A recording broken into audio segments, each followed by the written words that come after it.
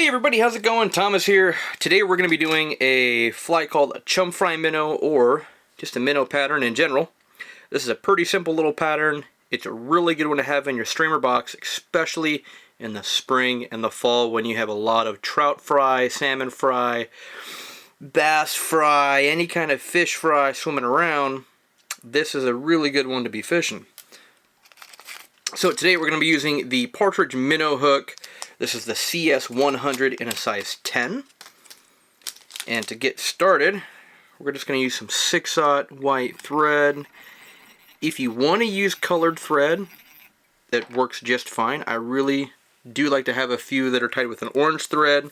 It gives it kind of an egg sucky, an egg sac look underneath, and it works pretty well. Okay, first material we're going to use is Hedron's Supreme Hair. It's this stuff right here. It's got a nice kink to it. Looks like fish scales in the water. And we don't really need much. We're going to use about like that. That's it. And we're just going to trim that off. Put that aside. Now what we're going to do here is we're going to do a 3-layer part. The first layer is going to be rather short. Just like that. And we'll tie that down. 1, 2, 3, 4, 5, 6, 7, 8. Make sure it's staying on top. There we go. Pretty much go right up to the eye. Give it a trim. We're going to lay that down. And then bring our thread back. Now you notice I didn't go all the way to the back. I want everything right in front because what we're doing up here is we're actually going to build a head. And the way we're doing that is securing this stuff better with smaller amounts, but building it up so you can also build a taper head, and I'll show you what I'm doing.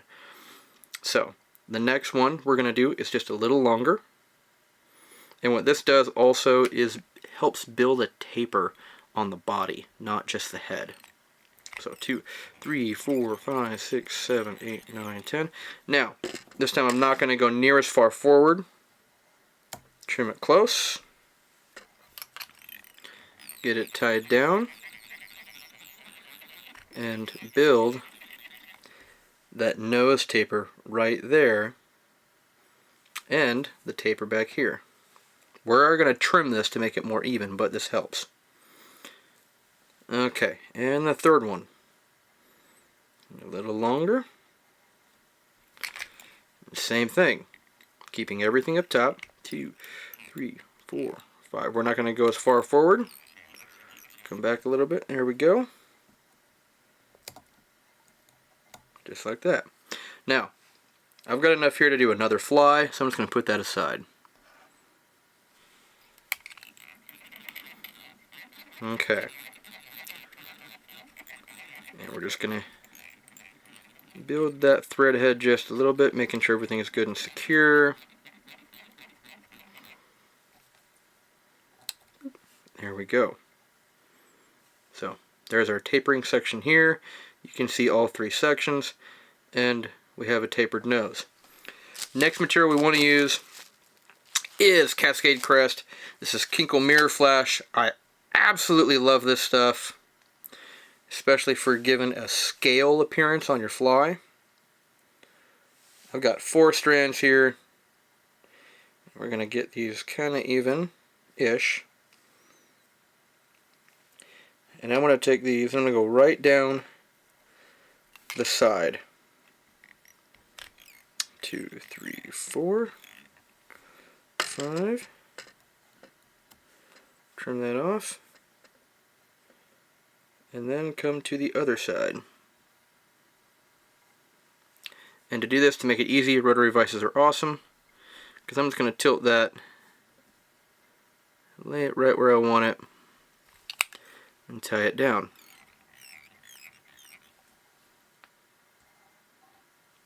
Just like that.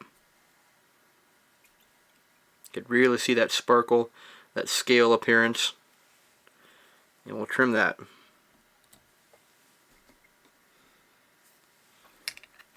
And doing those, it all depends on how much you want to put on there. It's entirely up to you. I like 4, some guys like 2, some guys want more. That's just fine. Now we're going to use larva lace angel hair. I like this stuff for baitfish patterns because it is thin. It is very, very slim in appearance, and I will always keep it in the package. The number one problem, or let me say that again. The number one problem people have with this is they take it out of the bag because of how thin it is, how thin of a material it is. You can see how stringy that is. You pull this out, you get a mess. You leave it in the bag, just cut the bottom open, leave it in the bag. You take a little bit, and you just pull it out. There you go. No mess. Now, what I'm going to do with this is take this, cut it in half, because this stuff is long. Give it a little bit of a pulled taper, just like that. Then I've got a bit of a taper on both sides. Now, I'm going to come in, length here. I'm going to tie this down up to the eye of the hook.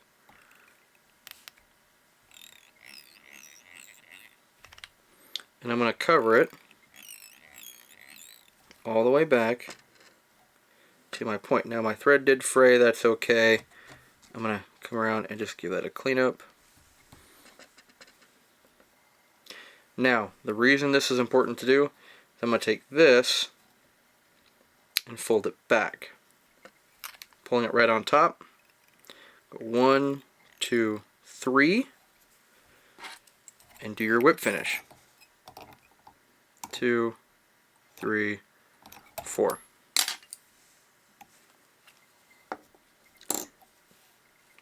That's it. I'm going to take this, trim that short stitch out of my way. So the fly is mostly completed. Next, I'm going to take some of our flat baitfish eyes. This is a pearl and 5/32. And I'm going to put one on each side. Now because I'm going to do a resin style full head, I'm going to use a flat eye versus a 3D eye. 3D eyes are great when you're putting it on the side of a head, when you're actually building a epoxy or resin head. Flat eyes are much better because it's going to give that 3D effect with the full head of resin, where you don't want to use a 3D eye because then you'll have these really big lumps on the side. It looks like it'll have bulging eyes. But if you do it this way, because fish's eyes are much more flat to their body, a sticker eye is a much better way to go. It's also a lot cheaper. Okay, so I'm going to use Raid Zap Medium. Of course, I always use this stuff because it's organic. I don't have a reaction to it. I actually do have reactions to resins, so that's why I use this stuff. Okay, so now we're going to come in and give this thing a nice coat right on top. And I've got the needle applicator because I can just come in and do this. Just giving a nice even layer all the way around.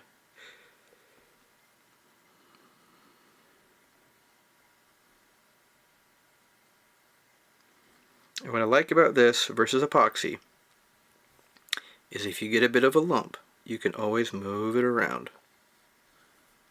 and make sure everything is coated evenly.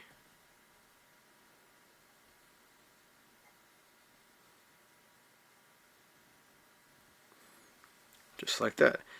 And we'll keep it spinning, that way it stays round. We'll hit it with our light. I'll do a couple turns with the light. There we go, 2. And then just go straight forward.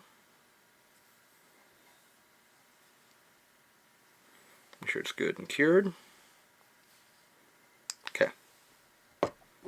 Yep, we're good to go. Okay. Now comes the trimming part. We're going to pull this out. Okay, and you can see we have 3 steps in our body. We want to make that look like a ramp.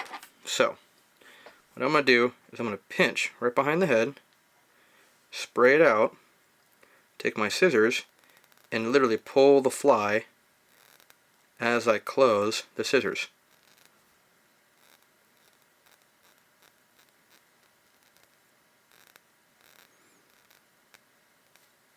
just like that.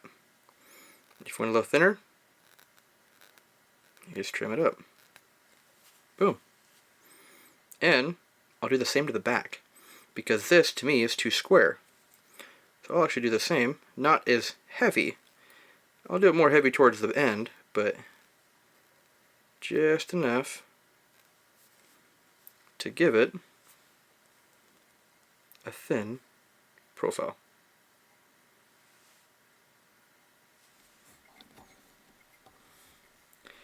And that's it. The beautiful thing about this pattern is in this you can get all kinds of colors. I love white and gray for this. In this, the angel hair, there is a large color selection you can get in this. You can do this in, there's true baitfish patterns. This is peacock.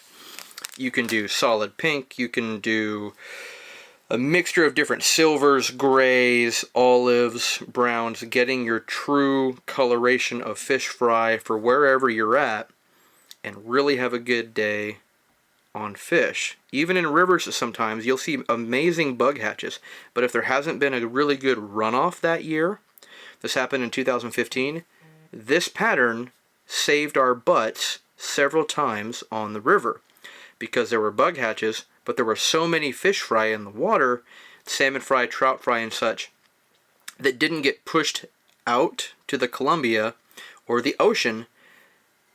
The trout keyed in on these. When you have a bunch of 2-inch minnows swimming around in big schools, they're going to target this over trying to catch caddis, or they'll intermix with both. But you'll see a lot more bigger fish on these. So, something to keep in mind, guys. Alright, thanks for watching. Y'all have a good day, and we will catch you next time.